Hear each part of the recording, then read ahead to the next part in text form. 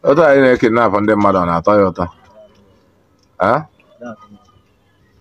Okay, now you have been involved in 4 times or 5 times in kidnapping. Where is the money you get? Where? Okuna afugi ya na-ekwu gbasara poor parental upbringing. N'ikwenye nke a now, kidnapping ko je na-eme. Nwa akịta na-elubedi 20 years, elubedi 18 years. Ma o mebega aka ntụtụ, o kidnap bago. Nwata azụrụ ọfụma, egwu ama ekwe di ya ịtụtụ ya na abụọ nke ya. Wee fọzi kidnap mmadụ. Ihe dị na abụcha part of that poor parental upbringing na na-ekwu okwu ya. Mgbe na-ayọ gị, ọ bụ na ebi parents ma na ike ji azụ nwa dị ọ gị. Kwụsị ịmụ nwa, amụzina, amụkwanacha. Ka ya pa ịmụta nke ga-abịa zube ori ma mụta nke ga-emebe kidnapping. Ma ọ bụ mụta nke ga-emebe aka ntụtụ. Because na nwa azụrụ azụ ọfụma ga na-atụ egwu ipik ihe na abụọ nke ya. Nwa azụrụ azụ ọfụma amenwede the guts ịplan ya na mmadụ ịplan ikidnap mmadụ. Wefọzia nke ikidnap nke izizi, kidnap nke ịbụọ, nke ịtọ, nke ịnọ.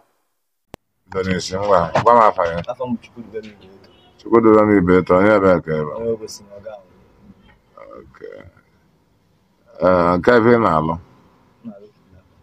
na-alụ kidnapping. Mmadụ one ka i kidnap gụrụ, gwa m eziokwu. Na nke anụ mbata bụ ofu onye ka m. Nke anụ aka aka. Nke anụ aka aka bụ ofu onye. Nke ga-aga na nke a. Nke nkịta akwazi. Nke nkịta bụ ofu onye ka m. Ofu onye bụ nke onye nwa bụ nke anụ nwa. O weta ofu onye mbọsị ahụ. Okay. Then nke Emeka kwanụ, nke Emeka so. Nke Emeka so. Nke Emeka so Bọọlụ ịtọ. So ọ bụrụzi agbọọlụ ịnọ. Ka imegwe kidnapping. Otu anyị na-ekidnap ndị mmadụ ọ na-atọ ya ụtọ.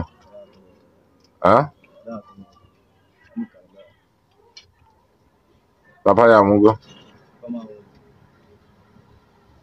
Ebee ka ị gụdebe akwụkwọ? SS1. Then ị ma na ya ịkwazị kọntinu akwụkwọ. Ị ma na ya azụ nwa onwe. Mama ya onye ebe na-anụzi ya. Nwanne be nwe ogwu na-anụ ya. Then ya mere wee filuzi ya na o emechigo. Ọ na-adị mma. Wee na-ekidnap ndị mmadụ ọ dị mma. Okay, na onye nke a etinye na trouble kịta. Onye nke a etinye na trouble kịta iji eweta phone. Iji eweta phone ya, ọ dị mma eweta phone lebi ya. Ya nwa amara na igo ya ego na ọ makwa n'ihe nke kidnapper. Nke bụ itinye nne onye uru kidnap ọ dị mma. Ya kpọta ndị aga ọ dị mma. So why do you want to make that far? Just tell me, because if I know, I'm not going to say why is it me?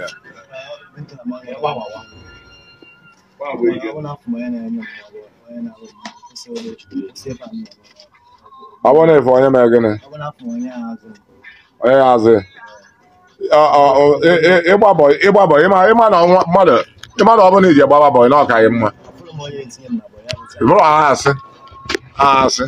It's not even here, boy.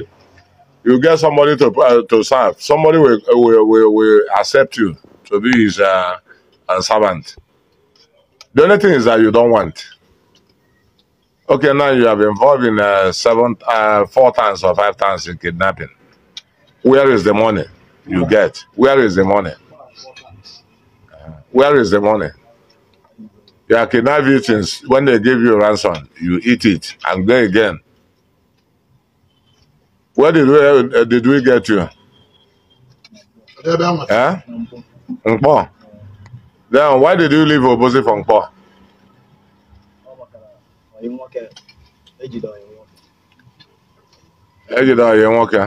Your friend was arrested. Who is also a kidnapper. What is his name? Emeka, where is he now? Okay, Okozo. You are going to meet him. You are going tomorrow to meet him in the Okozo. Do you know this guy? Sit down there. Do you know this guy? Who is she? Okay. Yeah, was they call. Okay. Call against the then I get kidnapped, the people you want to kidnap. Huh? Okay. She lured them through Facebook. Okay. What is the call all about?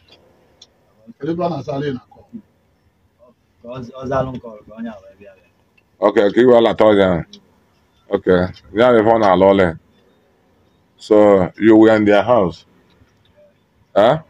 That is where you are staying with them. Okay. What are his brother? Is his brother doing the same thing? Is he doing the same thing? He's not into the kidnapping saga. Okay, but this one is a member now. This one is a member, this girl. Huh? Okay. You say it's a member. Okay, what is her name? Huh? Okay, Chukuho. Huh? Mother Ebunam. You are from where? You are from Nkpo. How many years are you? 20 years. You, how many years are you? 22. Okay, 22. Or this one came at 18 years. Then, you yourself, you say you are how many years? 19 years. Huh? 20 years. Okay. Are you in the school? Huh? You are done with secondary school?